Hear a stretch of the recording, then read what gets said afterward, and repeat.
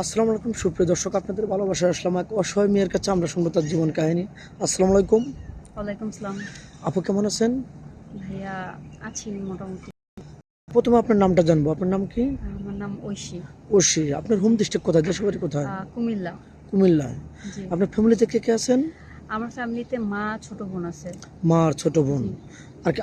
বাবা? বাবা মারা গেছে। ও, বাবার কথা মনে পড়ে না? ভাইয়া মনে তো পড়ে।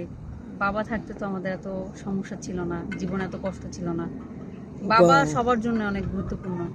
অবশ্যই সে একটা বলা যায় যে একটা বট গাছের ছায়া নাকি? হ্যাঁ, আমার মনে হয় আমার বাবা আমার জন্য গাছের মতো ছিল। ও আচ্ছা, যাই হোক, আপনার বয়সটা কত আপু? আমার বয়স হচ্ছে 22 বছর। 22 বছর। আপনার তো উচ্চতা তো মার্শাল্লাহ কত, 5 ফুট 4 ইঞ্চি আনুমানিক? আচ্ছা, যাই হোক, আপনি পড়াশোনা কতটুকু করেছেন আপু? পড়াশোনা আমি ইন্টার পর্যন্ত পড়াশোনা করছি। ইন্টার পর্যন্ত? আর পড়াশোনা করার ইচ্ছা হয়নি? ভাইয়া হইছে, কিন্তু বাবা মারা গেছে, এরপর আর পড়াশোনাটা করা হয়নি। ও, এরপর পড়াশোনা করতে পারো না, আগ্রহ ছিল না? আমার এখন এখন আগ্রহ আছে। আমাদের এই ক্যামেরার সামনে কি জন্য আসছো? অর্থ সহযোগিতা লাগবে না শুধু বিয়ার জন্য? হ্যাঁ, আমি সব কিছুই তো মানুষের দরকার। আমার তো বাবা নাই, আমার মা, ছোট বোন। আমার মা সেলাই কাজ করে, এভাবে সংসার তো চালানো সম্ভব না। আমি চাই একটা মানুষ আমার পাশে দাঁড়াক। হ্যাঁ, আমি হাজার মানুষ চাই না, 2-4 জন চাই না, একটা মানুষই চাই যে মানুষটা আমার পাশে থাকুক আর আমাকে ভালোবাসুক। এইটু। ও, বুঝতে অনেক পারছি। ভাইয়া, অনেক লাঞ্ছনা, অনেক অন্যায় করা হয়েছে আমাদের সাথে। আমাদের চাচারা, আমাদের আত্মীয় স্বজনরা সবাই আমাদের সাথে অন্যায় করছে। তো এগুলা আসলে খুব কষ্ট। আমার বাবা থাকলে হয়তো বা কষ্টটা হইতো না।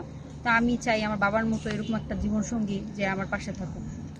ও, বুঝতে পারছি। যাই হোক, আপনার দেখতে মার্শাল্লাহ অনেক সুন্দর। আপনি তো মুসলমান, নামাজ কালাম তো পড়া হয়? জি ভাইয়া, নামাজ কালাম। আচ্ছা, আপনি তো দেখতে অনেক সুন্দর, অনেক কিউট, উসালাম বাবা আল্লাহ রকম, খুব খারাপ না, অনেক ভালো।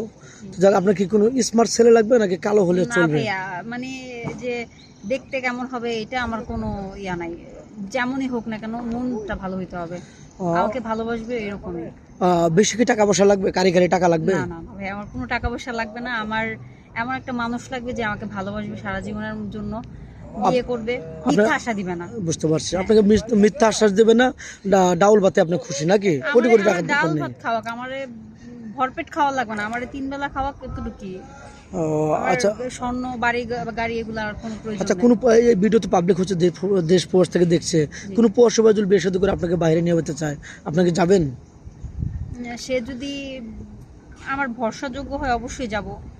ও, আমাকে ভালোবাসে তাহলে অবশ্যই যাব, কোনো সমস্যা যাবেন, নেই। কোনো বাধা বন্যা নাই তো ফ্যামিলি না থেকে? না না। আচ্ছা, আপনাকে ফোন আছে? অনেক কথা বললাম, 2-4-5 মিনিট কারো জীবন গল্প শেষ করা যায় না। আপনার কি ফোন আছে? না ভাই, আমার ব্যক্তিগত কোনো মোবাইল ফোন নাই। আমার কি বলে, মানে যে কোনো কারণে হোক ফোনটা আসলে নষ্ট হয়ে নষ্ট গেছে। হয়ে গেছে, একটা ফোন ছিল নষ্ট, এখন আপাতত ফোন নেই। না ভাইয়া। কারো জীবন গল্প 2-4-5 মিনিটের মতো শেষ করা যায় না, নেক্সট আবার আসবো। আর আমি চাই যে মেয়েটা একটা সারা পাবে ইনশাল্লাহ। তো যাই হোক, আর ফোন নেই, আমাদের নাম্বার দেওয়া থাকবে, কেউ ভিডিও কল দেবেন না, ভিডিও কল দিলে ব্লক করতে বাধ্য হবো। আমাদের ইমো নাম্বার, হোয়াটসঅ্যাপ নাম্বার দেওয়া থাকবে স্ক্রিনে। ভালো থাকবেন, সুস্থ থাকবেন।